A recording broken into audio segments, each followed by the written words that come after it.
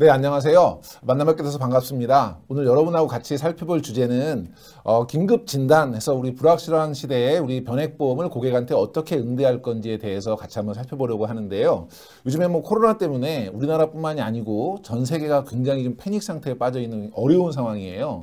이런 상황 속에서 이제 변액보험을 어떻게 고객님들께 응대할 건지 이걸 좀 강의를 좀 해주십사 하는 이제 의뢰를 받고 처음에 굉장히 망설였습니다. 그래서 오늘 제가 우리 컨설턴트님들하고 같이 진행할 내용은 뭐냐면 이 상황을 좀 정확하게 이해를 하고 이거를 고객님들한테 어떻게 잘 전달할 건지에 대해서 제가 개인적으로 가지고 있는 제 생각을 여러분과 같이 한번 공유를 해보려고 합니다. 어떤 것들은 좀 다른 경우도 있을 것이고 어떤 것들은 좀 새롭게 이렇게 좀 접근하면 좋겠다라는 것도 있을 텐데 그런 것들을 우리 컨설턴트님들께서 잘 보시고 영업에 좀 도움 되실 수 있도록 활용하셨으면 하는 기대를 가지고 시작해 보도록 하겠습니다.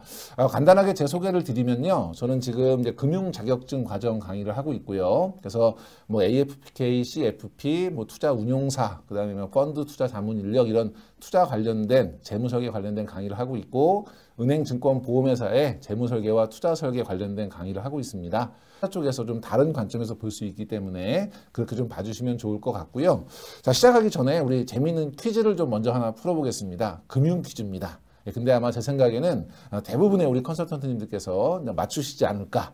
좀 과장하게 기대를 하면 한 7, 80%, 뭐 8, 90% 정도는 정답을 맞추실 것 같아요. 한번 보겠습니다. 자, 다음 괄호 안에 들어갈 알맞은 내용을 선택해 보세요. 이런 이제 문제예요. 괄호를 한번 읽어보면요. 펀드나 변액보험과 같은 투자형 상품은 금리가 상승하는 시기 아니면 하락하는 시기에 상대적으로 높은 수익을 기대할 수 있어서 효과적이다. 이 내용입니다. 자, 상승할 때 좋을까요? 하락할 때 좋을까요? 금리가 만약에 높다면 사람들이 굳이 시간과 노력을 들여서 투자 종목을 고르고 투자 전략을 세우고 이리저리 뭐 상황들 파악하면서 투자하지 않겠죠. 그냥 은행에 넣으면 고금리를 받으면 불과 우리 한 20, 30년 전에 1980년대만 하더라도 우리 정기예금 금리가 연 12%, 13% 정도 했잖아요. 그때는 우리가 투자라는 개념이 별로 없었죠. 열심히 노력하고 일하고 아끼고 저축하고 그러면 큰 부자는 못 돼도 작은 부자는 될 수 있다라고 하던 시대. 그 시대에는 그게 가능하죠. 그런데 지금 금리가 만약에 엄청나게 낮아지게 되면 뒤에 가서 제가 잠깐 말씀을 드리겠지만 최근에 이제 우리 금리와 관련된 뉴스가 나오면 우리 금리 뉴스 나올 때 앞에 수식어가 붙죠. 어떤 수식어가 붙냐면 건국 이래 최저, 사상 최저라는 수식어를 계속 붙이고 있고요. 제로 금리라고 하는 것이 이제 낯설지 않은 그런 시대를 살고 있습니다. 결과적으로는 이 투자형 상품들, 특히 주식 같은 것들은 금리가 낮을 때 대체 투자로서 굉장히 효율적인 것이죠. 뒤에 계속 이어볼게요. 만약 투자 대상 자산이 주식이라면 주가가 상승하는 시점에 매수하는 것이 유리할까요? 하락하는 시점에 매수하는 것이 유리할까요? 너무나 당연한 것이죠. 하락할 때 매수를 해야 되겠죠. 쌀 때 사서 비쌀 때 팔아야 수익이 극대화될 수 있기 때문에 주가가 하락할 때 매수하는 것이 굉장히 좋습니다. 그래서 많은 분들이 주식 격언이 있잖아요. 그래서 우리 바닥에서 사서 뭐 상투에서 팔아라 할 수만 있다면요. 대부분의 분들이 그렇게 하고 싶지만 그 타이밍을 잘 못 잡는 것이 현실이지만 이론적으로는 주가가 쌀 때 매수하는 것이 훨씬 더 유리한 그런 투자가 되겠습니다. 마지막으로 투자 기간은 비교적 짧게 잡는 것이 좋다, 길게 잡는 것이 좋다. 당연히 길게 잡아야죠. 투자 기간이 짧으면 아무래도 투자를 할 때 초조할 수밖에 없어요. 왜냐하면 그 짧은 기간 동안에 내가 예상한 대로 시장이 움직여줘야 되는데 여러 가지 불확실성들이 있기 때문에 그 불확실성에 따라서 시장이 달라지게 되면 내가 원치 않는 손실이 발생한다든지 이런 리스크들이 굉장히 큽니다. 그렇기 때문에 우리는 투자 기간을 좀 길게 잡고 여유 있게 투자하는 것이 주식 투자에는 유리하다. 지금 대부분 다 맞추셨죠? 아마 고객님들한테 똑같은 질문을 하시더라도 80%, 90%의 고객님들은 당연히 맞추실 거예요. 이건 뭐 전문적인 내용이 아니고 일반적으로 우리 가지고 있는 직관적인 상식이기 때문에. 자, 그러면 두 번째 퀴즈를 한번 제가 드려볼게요. 지금 이제 코로나19 때문에 이거 이겨내기 위해서 이제 많은 분들이 여러 방면에서 고생들을 많이 하고 계신 현재 상황에 대해서 알맞은 내용을 한번 체크 한번 해보겠습니다. 첫째, 세계적인 경기 침체와 불확실성의 확대로 주식시장은 폭등하고 있다, 폭락하고 있다. 뉴스에 지금 연일 나오고 있죠. 전 세계 주식시장이 지금 몇 천조 이상을 증발시키는 대폭락 사태를 겪고 있어요. 지금 우리나라를 포함해서 전 세계 주식은 이제 폭락하고 있고요. 전체 세계 경제 전체로 본다면 한 30%에서 40% 정도의 주가가 하락한 것으로 여러분이 보실 수 있습니다. 자, 뒤에 이를 극복하기 위해서 우리나라를 포함한 각국의 중앙은행들은 금리를 인상하고 있나요? 인하하고 있나요? 금리라고 하는 것은 우리가 이제 GDP라고 하는 경제 전체를 끌고 가는 굉장히 중요한 경제 지표예요. 경기가 침체가 되면 소비도 안 되고 생산도 안 되고 이제 위축이 되니까 이걸 살리기 위해서 많은 사람들이 돈을 잘 쓸 수 있게 해줘야 돼요. 소비도 하게 해주고 기업이 투자도 하게 해주고 그러기 위해서는 뭐가 필요하죠? 돈이 필요하죠. 그래서 침체된 경기를 살려야 되겠다라고 할 때는 금리를 낮춥니다. 금리를 낮춰서 사람들이 쉽게 돈을 빌려서 소비도 하고 투자도 하고 할 수 있는 환경을 만들어주죠. 그래서 금리가 떨어지는 이유는 침체된 경기를 부양할 때 떨어지고요. 이렇게 초반에는 이렇게 금리가 떨어지면 사람들이 돈을 빌려서 쉽게 낮은 금리로 투자하고 소비하면서 경기가 좋아지게 되는 거예요. 이게 시간이 좀 지나면 어떻게 되냐면 너도 나도 돈 빌려서 소비하고 돈 빌려서 투자하고 시장에 돈이 많아지죠. 시장에 돈이 많아지면 돈값은 어떻게 될까요? 당연히 떨어지겠죠. 돈값이 떨어지면 반대쪽에서 돈하고 물건하고 바꾸는 게 물가잖아요. 돈값이 떨어지면 물건값이 오르게 돼 있어요. 그러면 이 물건값을 잡기 위해서 우리가 물건값이 올라가게 되면 똑같이 100만 원 벌어서 물건 살 때 물건값이 올라면 살 게 없죠. 이걸 저희가 조금 뭐 전문 용어로 쓴다면 실질소득이 감소한다. 그래서 명목소득이 아니라 물가를 감안한 실질소득이 감소하게 되면 경기에 악영향을 줄 수 있어요. 그러니까 물가를 잡기 위해서는 어떻게 해야 돼요? 돈값을 올려줘야죠. 그래서 금리는 경기가 과열되거나 물가가 과열됐을 때 이런 것들을 진정시키는 국면에서 금리는 올라가게 됩니다. 지금 같은 경우에는 코로나로 우리나라뿐만 아니라 전 세계 경제가 지금 침체되어 있는 상황이죠. 그래서 다른 경우에보다 그러니까 다른 상황에서는 우리가 보통 뭐 25bp 이제 앞으로 뒤에 보면 이제 bp라는 단어가 나올 거예요. 세계 금융시장에서 금리가 1% 움직였다. 이거는 엄청난 충격이에요. 그렇기 때문에 금융시장에서는 금리의 움직임을 퍼센트보다 더 잘게 쪼개서 좀 작은 단위로 체크를 하게 돼 있어요. 이 작은 단위를 우리가 베이시스 포인트 BP라고 하는데요. 1BP는 100분의 1%입니다. 그러니까 우리가 25BP를 올렸다라고 하는 것은 0.25%가 올라갔다는 얘기거든요. 그래서 일반적으로 금리를 올리고 내릴 때 우리나라도 마찬가지고 미국도 마찬가지고 25BP씩 올리고 내려요. 그런데 우리나라는 이번에 50BP, 0.5%를 한꺼번에 내렸고요. 지금 아까 제가 경제에서 1%가 움직이는 것은 굉장히 큰 충격입니다. 이렇게 말씀드렸죠. 미국이 이번에 100bp, 1%를 한 방에 내렸습니다. 그러니까 이 경기 침체가 굉장히 심각하다고 보고 이걸 부양하기 위해서 모든 나라들은 금리를 인하하고 있죠. 자, 그럼 위에 거랑 아래 거랑 비교를 해보면 자, 금리는 어떨 때 주식 투자가 좋은 거죠? 낮을 때예요. 주가는 어떨 때 투자를 해야 되죠? 떨어졌을 때예요. 그러면 지금 금리도 굉장히 낮고 여러분 아마 예정이익 인하 때문에 여러 가지 문제들도 많이 가지고 계실 거라고 생각이 되는데 금리는 낮은 상태에서 주가가 떨어져 있으니까 우리가 정상적인 사고를 한다면 지금 어디에 투자를 해야 돼요? 당연히 주식에 투자를 해야 되죠. 그래서 실제로 주식 매수세가 늘기도 하고요. 우리 개인 투자자들 중심으로 해서 펀드라든지 이런 것들의 가입이 늘고 있는 상황이기도 합니다. 자, 이 상황에서 우리 코로나 사태 그럼 주식이 얼마나 떨어졌는지 같이 한번 시장을 좀 보실 필요가 있으니까 간단하게 한번 살펴보도록 할게요. 자, 이 표에서 맨 왼쪽에 굵은 글씨로 써 있는 거는 이제 지수의 이름이에요. 그래서 이제 미국을 대표하는 가장 대표적인 주가 지수는 다우존스 산업 생산 지수라고 하는 것이라서 다우존스 표시되어 있는 거고요. 그 옆에 이제 숫자가 써 있는데 이거는 이제 그 주가 수준이에요. 이 기준은 3월 31일 종가 기준으로 제가 이제 정리를 했고요. 그러니까 이제 다우존스 같은 경우는 3월 31일 종가가 22,126.76포인트로 이제 마감을 한 것이고 그 옆에 화살표로 이제 파랗게 되어 있는 부분 주식에서 떨어지는 거는 파란색으로 올라가는 거는 이제 빨간색으로 표현을 하죠. 그래서 전일 대비 얼마나 떨어졌느냐 이걸 표시하는 건데요. 이건 뭐 큰 의미는 없을 것 같고 밑에 그래프를 한번 살펴볼게요. 전체적으로 보면 그래프가 우상향하는 모양을 나타내고 있죠. 그러다가 요 시점이 이제 최고점인데 직전 최고점이 얼마냐면 29,398.08포인트입니다. 코로나 사태가 터지고 나서 주가가 떨어지기 시작하는데 단숨에 지금 얼마까지 떨어졌냐면 19,173.98포인트까지 단숨에 10,000포인트가 증발했습니다. 그러니까 지금 급격하게 계곡으로 떨어지는 모양을 나타내고 있고요. 이후에 조금 상승세를 좀 보이고 있죠. 그래서 19,000포인트까지 깨졌던 주가가 지금 22,000까지 소폭 지금 이제 회복 반등하고 있는 그런 상태고요. 자, 두 번째는 이제 유럽 시장이죠. 최근에 우리보다 훨씬 더 코로나로 어려운 그런 대륙이기도 한데 유럽을 대표하는 주가 지수는 유로스탁스 50이라고 하는 이제 주가 지수를 사용하죠. 지금 이제 3월 31일 기준으로는 2,785.44포인트 기록하고 있는데요.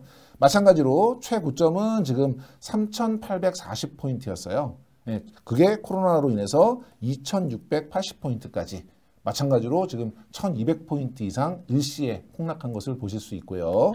자, 다음 이제 FTS는 파이낸셜 타임스하고 영국의 증권거래소가 발표하는 영국을 대표하는 지수입니다.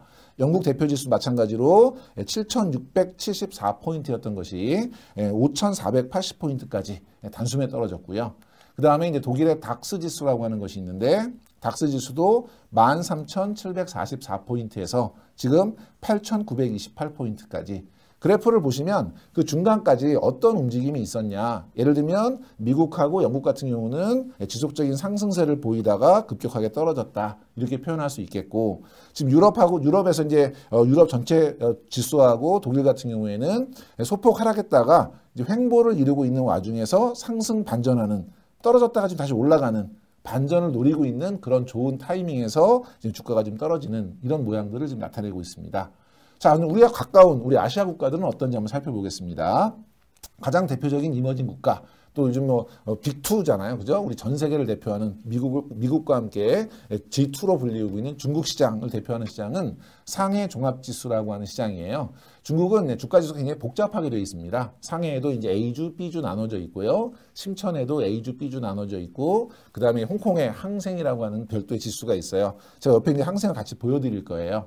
근데 이제 일반적으로 봤을 때는 중국 본토 시장을 대표하는 것은 상해 종합주가지수를 우리가 많이 사용하고요. 오른쪽에 이제 항생지수 같은 경우는 이제 좀 글로벌하게 투자할 수 있는 그런 중국 지수로 저희가 같이 나란히 보는 것이 일반적인데 그림만 딱 보시면 어떠세요? 중국은 안 빠졌네 이런 느낌이 좀 드시죠? 근데 이거 왜 이런 착시 효과가 생기냐면 중국 시장이 예전에 엄청나게 과열됐었잖아요. 그래서 직전 5년간 최고점이 지금 5,000포인트를 넘어서 굉장히 높았어요. 그런데 지금 마지막에 우리 폭락하기 전에 3,000포인트였었거든요. 지금 거의 2,600포인트까지 400포인트 이상 떨어졌기 때문에 10% 이상 떨어진 거예요. 그러니까 이거를 만약에 우리가 뭐 1년 또는 뭐 6개월 이렇게 짧게 본다 그러면 그림은 앞에 우리 보셨던 미국이나 유럽하고 큰 차이는 없어 보입니다. 다만 워낙 그 격차가 큰 변동성이 큰 주식이었기 때문에 이쪽 부분에서는 좀 덜 떨어진 것처럼 보이는 것이고요.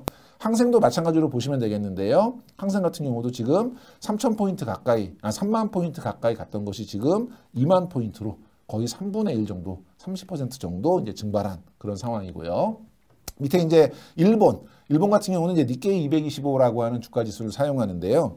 그 직전 고점이 이제 23,874포인트였던 것이 16,000포인트까지 지금 하락했고, 이제 또 가장 대표적인 우리 이머징 국가 중에 하나죠. 인도의 우리 센섹스 지수를 보면 지금 이제 41,300포인트까지 갔던 것이 25,000포인트까지. 그래서 전 세계 뭐 모든 대륙의 모든 나라라고 해도 과언이 아닐 만큼 이 코로나라고 하는 이슈 때문에 전 세계 주가는 지금 30%에서 40% 이상 하락하고 있는 그런 추세입니다.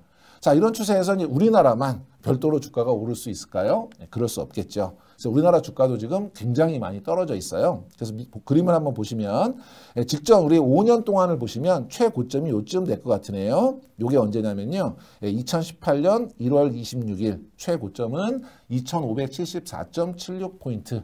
우리가 2,500포인트를 뚫었던 게 5년간 가장 고점이고요. 그 다음에 여기 지금 폭락하기 직전 고점, 이때가 언제냐면 2020년 우리 그 3월 초쯤, 2월 말쯤 될 것 같아요. 이때가 언제냐면 2243.59포인트. 그리고 지금 최저점은 1,500이 무너져서 1,457.64포인트까지 떨어졌어요. 그래서 직전 5년간 최고점, 우리 여기 맨 앞에 제가 설명드렸던 2,500포인트 대비로 하면 약 43.4% 정도 폭락을 한 그러니까 우리가 좀 더 과장돼서 얘기하면 반토막 났다라고 해도 과언이 아닐 만큼 우리 2007년도에 서브프라임 모기지 사태 때 우리 금융위기 때 이후로는 이렇게 주가가 급격하게 빠진 것이 처음이죠. 거의 한 뭐 10여 년 만에 지금 한 20여 년 만에 처음이네요. 그죠? 그래서 굉장히 좀 크게 많이 떨어져 있는 상태고요. 밑에 보시면 3월 19일 날 1457.64포인트 저점을 기록했고요. 직전 5년 최고점 대비로는 지금 이제 거의 1117포인트 정도가 이제 하락을 한 상태고 지금 많이 회복을 했어요. 우리도 전 세계와 마찬가지로 뭐 최근에 좀 오르락 내리락 하고 있는데 폭 자체가 워낙 작기 때문에 뭐 반등했다라고 지금 뭐 단정적으로 이야기하기는 어렵지만 어쨌든 이제 회복을 해서 지금은 이제 31.9% 정도 하락하고 있는 수준을 보이고 있습니다. 그래서 지금 전 세계 주가가 아까 우리 낮을 때 주식 투자를 해야 됩니다라고 했는데 그냥 낮은 것이 아니고 만약에 돈이 있다면 지금이 주식 투자를 하는 데는 가장 최적이다라고 할 수 있을 정도로 물론 전제 조건은 투자 기간을 길게 가지고 내가 버틸 수 있다면 기다릴 수 있다면 최적의 타이밍이다. 이렇게 이제 말씀드릴 수 있을 것 같고요. 자, 근데 금리는 어떻게 됐느냐 한번 보시면 이게 이제 우리 금리 그래프 중에서 우리가 금리를 대표하는 기준금리라고 하는 금리는 이제 한국은행에서 발표하는 금융통화위원회에서 결정하는 그런 이제 금리이고요. 일반적으로는 이제 국고채 3년짜리 금리를 가장 많이 사용합니다. 그래서 이제 보시는 그래프는 이제 국고채 3년물이에요. 자, 2000년 1월부터 2020년 1월까지 불과 이제 20년 정도 지난 거예요. 그런데 2000년 1월 달에 우리 국고채 금리 9.28%, 그리고 2020년 3월 우리 국고채 금리는 1.09%, 20년 만에 8.5분의 1 수준으로 금리는 많이 떨어져 있는 그런 상황이고요. 이 우리 코로나 사태가 터지면서 우리 이제 모든 중앙은행들이 금리 인하를 단행했죠. 이번에 이제 한국하고 미국 같은 경우에는 동일한 날짜에 3월 15일 날 금리 인하를 단행했어요. 앞에서도 뭐 잠깐 언급을 드렸지만 일반적으로 중앙은행들이 금리를 움직일 때는 25bp, 0.25%씩 움직이는 게 일반적이에요. 여러분이 내용을 다 아시리라고 생각을 하는데 오늘은 시간을 저희가 많이 할애할 수가 없어서 간략하게 설명을 드리면 미국하고 우리나라가 금리를 많이 따진다면 여러분이 외국인 투자자라고 한번 생각해 보실게요. 여러분이 외국인 투자자예요. 내가 돈을 투자를 할 거예요. 그러면 한국에 투자하는 게 더 위험할까요? 미국에 투자하는 게 더 위험할까요? 예, 지금은 이제 코로나 때문에 미국이 더 위험하다 하실 수도 있는데 경제 펀더멘탈 자체를 본다면 우리나라는 이제 이머징 내지는 선진국 중에서는 아래쪽에 위치한 우리가 이제 OECD 국가 중에서 경제 자체로는 뭐 11위, 뭐 10위 이렇게 표현을 하지만 투자자들 입장에서 봤을 때는 선진국 중에서는 이제 아래쪽에 위치한 그런 나라인데 미국 같은 경우는 당연히 지금 세계 탑이잖아요. 그러면 똑같이 돈을 빌리는 거예요. 돈을 빌릴 때 금리가 낮다는 건 이자를 조금 주는 거죠. 저희가 돈을 빌릴 때 이자를 조금 낸다는 건 신용이 좋다는 거예요. 예, 돈을 갚지 않는 채무 불이행 위험이 작다는 거죠. 그러면 당연히 미국 금리가 우리 금리보다 낮은 게 정상이에요. 그런데 2008년도에 미국 금리가 우리나라 금리를 이제 치고 올라가는 금리 역전 현상이 생겼죠. 미국 같은 경우에는 2007년도에 서브프라임 모기지가 터진 이후에 금리를 단숨에 0%, 그냥 0% 하기는 어려우니까 버퍼를 25bp 둬서 0에서 0.25라고 하는 제로 금리를 2015년 12월까지 유지했어요. 거의 8년 가까이를 0% 그러면서 경기를 부양하기 시작했고 2015년 12월부터 미국 경기가 조금 살아나기 시작하면서 금리를 지속적으로 계속 올렸죠. 그리고 2018년에는 드디어 우리나라 금리를 넘어서 금리 역전 현상이 일어났고요.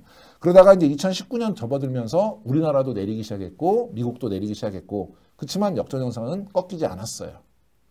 3월 15일 날 우리나라는 과감하게 50bp 0.5%를 인하해서 정말로 우리가 처음 본 건국 이래 최초인 0점대 기준금리죠. 지금 우리는 기준금리 0.75%를 유지하고 있고요. 미국 같은 경우에는 지금 서브프라임 모기지를 극복하고 나서 2015년부터 근 4년 넘게 애써 올려온 금리를 한 방에 코로나 한 방에 그냥 100bp 1%를 떨어뜨리면서 지금 현재 다시 금융위기 이전으로 돌아가서 지금 0에서 0.25%의 제로 금리를 유지하고 있습니다. 이에 따라서 우리 4월 달에 예정금리도 이제 인하를 했고요. 이제 앞으로 계속해서 금리로 투자하는 것은 매우 어려운 시대가 될 것이다. 그리고 이 금리가 다시 올라가는 데는 상당한 시간이 걸릴 것이고 또 이 금리가 5% 이상 고금리로 가는 것은 어쩌면 불가능한 일일 수도 있다라는 전망들을 이제 많이 하고 있죠. 지금 어쨌든 금리는 굉장히 낮은 수준이에요. 우리가 이제 경제에 대한 리스크를 분석할 때 크게 우리 컨설턴트님들도 상식적으로 뭐 다 알고 계신 내용이지만 위기를 두 가지로 구분을 해요.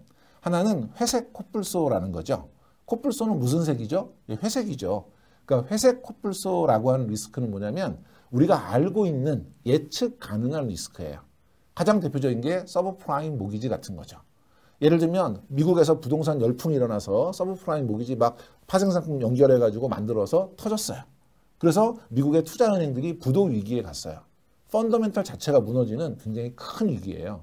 이건 향후에 어떻게 움직일 건지 경제적인 논리에 의해서 우리가 설명할 수 있는 그런 위기예요. 그런데 만약에 내가 회색 코뿔소가 나타날 거야 라는 걸 안다고 해서 회색 코뿔소가 나타나면 피할 수 있나요? 막을 수 있나요? 예측은 가능하지만 피할 수 없는 엄청난 큰 위험, 이걸 우리가 회색 코뿔소라고 하고요. 또 하나의 위험이 블랙스완이죠. 검은 백조. 네, 이름 자체가 백조니까 얘는 하얀새거든요. 근데 검은 백조가 있을까요? 실제로는 있다고 합니다. 이 검은 백조는 사람들이 보지 못한 새인 거죠. 그렇기 때문에 불확실성이 굉장히 큰 예측 불가능한 위험들을 우리가 블랙스완이라고 합니다. 우리 코로나 사태 같은 경우는 여러분 같이 이겨내고 계시지만 우리가 이제까지 살아오면서 겪어보지 못했던 많은 일들을 코로나가 만들어내고 있죠. 도대체 언제 끝날 건지, 어떻게 확산이 될 거고, 이걸로 인해서 계약은 도대체 언제 할 수 있고, 그 소상공인들의 피해, 대기업들의 피해는 어떻게 회복이 될 건지를 알 수 없는, 지금 우리는 이 블랙스완이라고 하는 보이지 않는 예측할 수 없는 리스크 때문에 금융시장 전체가 흔들리고 있습니다.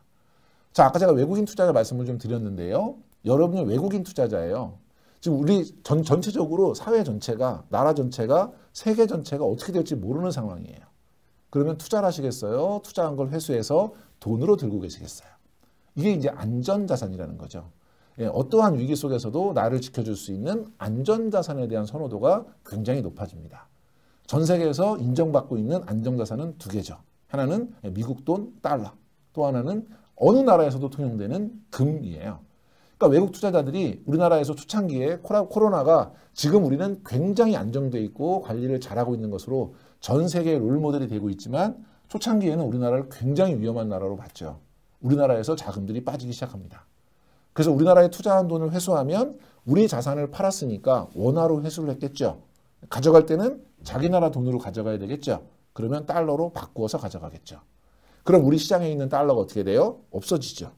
달러가 귀해지면 달러 값은 어떻게 되죠? 올라가죠. 우리 초창기에 원 달러 환율이 우리가 보통 1,100원대에서 1,200원 사이대 왔다 갔다 하던 그 환율이 1,298원, 1,300원에 육박하는 급격한 원달러 환율 상승을 보이게 됩니다. 아마도 이거 계속 놔뒀으면 더 어려웠을 수도 있는데 다행히 3월 20일 날 통화 수합을 미국하고 체결했죠. 수합이라고 하는 건 서로 교환하는 거예요. 교환해서 일반적인 경우의 수합은 더 유리한 거래를 하는 겁니다. 예를 들어서 이 통화 수합의 가장 대표적인 예가 저는 한국 사람인데 미국에 유학을 갈 건데요. 기숙사가 떨어져서 어차피 미국에 가서 집을 얻어야 되는 학생이에요. 또 미국의 탐이 우리나라에 유학 올 건데 걔도 기숙사가 떨어져가지고 우리나라에 와서 집을 얻어야 돼요. 근데 우리 학생이 미국에 가서 집을 얻으려면 우리나라 돈을 들고 나갈 수 있는 이런 법적 제한도 있고요. 미국에 가서 미국 은행에서 돈을 빌린다고 하면 외국인이기 때문에 빌리지 못할 수도 있고 이자를 굉장히 많이 내야 되겠죠. 이때 이 탐하고 우리나라 학생이 SNS에서 만난 거죠. 야, 너 유학 온다며? 그래서 어떻게 하는 거예요? 우리나라 학생은 우리 은행에서 돈을 빌리고 누가 필요한 것만큼 탐이 필요한 것만큼 탐은 미국 은행에서 달러를 빌리고 누가 필요한 것만큼 우리 학생이 필요한 것만큼 그래서 둘이 만나서 바꾸는 거죠. 그러면 탐은 우리나라 학생이 빌린 원화를 가지고 우리나라에서 집을 얻고요. 그 다음에 우리나라 학생은 탐이 빌린 달러를 가지고 미국에서 집을 얻고요. 서로 쓰고 있는 돈 이자는 각자 내고요. 탐이 원화 이자 내고 제가 달러 이자 내고 졸업할 때 만나서 바꾸는 거죠. 그러면 서로 바꾸는 것만으로도 직접 자금을 조달하는 것보다는 훨씬 좋은 조건으로 거래할 수 있어요. 근데 지금과 같은 통화수합은 그런 어떤 영리적인 목적보다는 세계 금융이 흔들리고 있으니까 이 세계 금융 질서를 유지하기 위한 정부 간 수합이에요. 그래서 600억 달러라고 하는 굉장히 큰 금액을 9월 달까지 6개월 동안 우리가 사용할 수 있도록 바꾸는 거예요. 그럼 600억 달러라고 하는 달러가 우리나라에 들어올 거니까 우리나라에서 빠져나간 달러를 상쇄하겠죠? 그러면 외환시장이 어떻게 될까요? 안정되겠죠. 그래서 1290원까지 올랐던 환율이 지금 1200원대로 떨어져서 안정적으로 유지가 되고 있는 상태고요.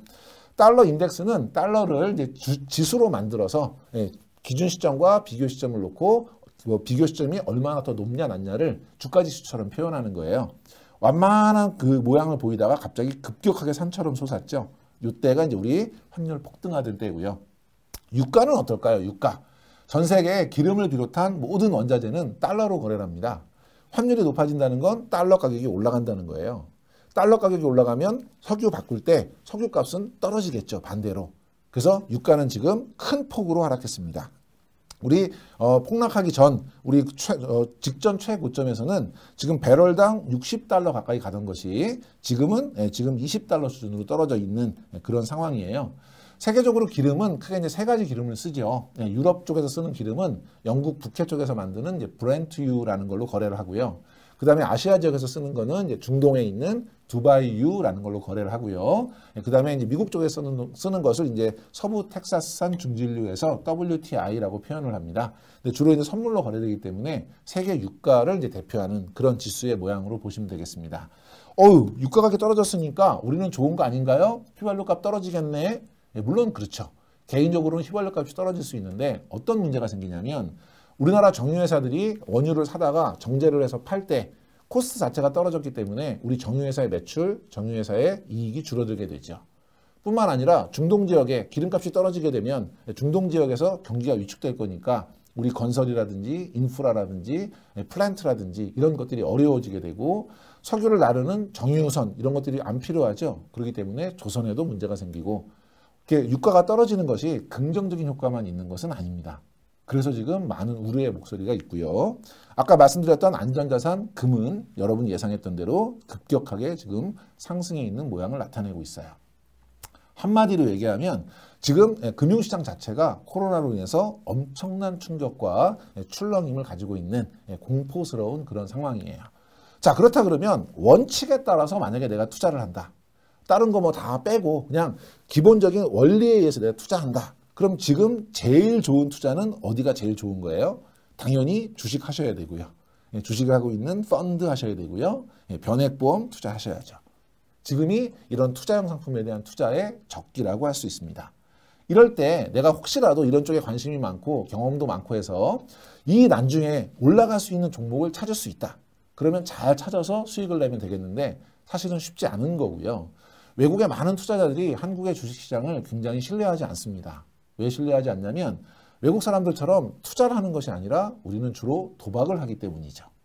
대부분의 분들이 돈을 들고 오셔서 가격 싸게 사서 비싸게 오르면 그 차액을 팔고 이걸 하기 때문에 사실은 우리 바카라 하는 거하고 다름이 없다는 거예요. 주사에 던져서 나오면 먹는 거고 아니면 잃는 거고. 그렇기 때문에 사람들이 상식적으로 어떤 의사결정을 한다거나 아니면 일반적으로 예측되는 행동들을 하는 것이 아니고 급격한 변동성을 가지고 시장이 움직인다는 거죠. 이런 시장에서 그런 종목에 투자한다는 것은 쉽지 않아요. 그래서 저는 인덱스를 한번 생각해 보려고 합니다. 자, 우리 주가는 폭락 직전 2020년 2월 14일에 2243.59포인트였어요. 우리가 이거 다시 회복할 수 있을까요? 2200. 뭐 2240이니까 뭐 2300 해볼까요? 2300. 1년 안에 2300 갈까요? 아마 대부분의 분들이 고개 끄덕이겠죠. 아니, 그건 어려울 것 같은데 2년 안에는 갈까요? 3년 안에 갈까요?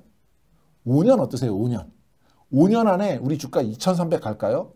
아마 지금 절반 이상, 7, 80% 이상 지금 고개 끄덕이셨죠? 5년 안에는 가지 않을까?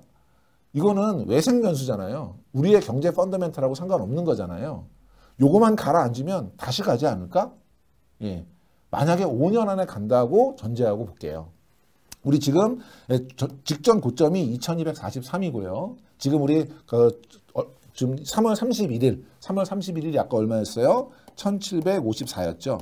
그럼 그 차이가 얼마냐면 489포인트예요. 그러면 상승률은 1754포인트 대비 대략 28% 정도 됩니다. 만약에 우리 주가가 1년 안에 그 2243포인트 도달하면 연수익 28%고요. 2년 안에 도달하면 14%, 3년 안에 도달하면 9.3%, 4년 안에 도달하면 7%, 5년 안에 간다고 해도 연수익 5.6%입니다. 지금 은행 금리 몇 %이죠? 예, 연수익 5.6%면 무조건 해야 되는 투자죠. 얼마 전에 그 어떤 금융기관에서 리츠 부동산 투자 개발 회사를 발행했어요.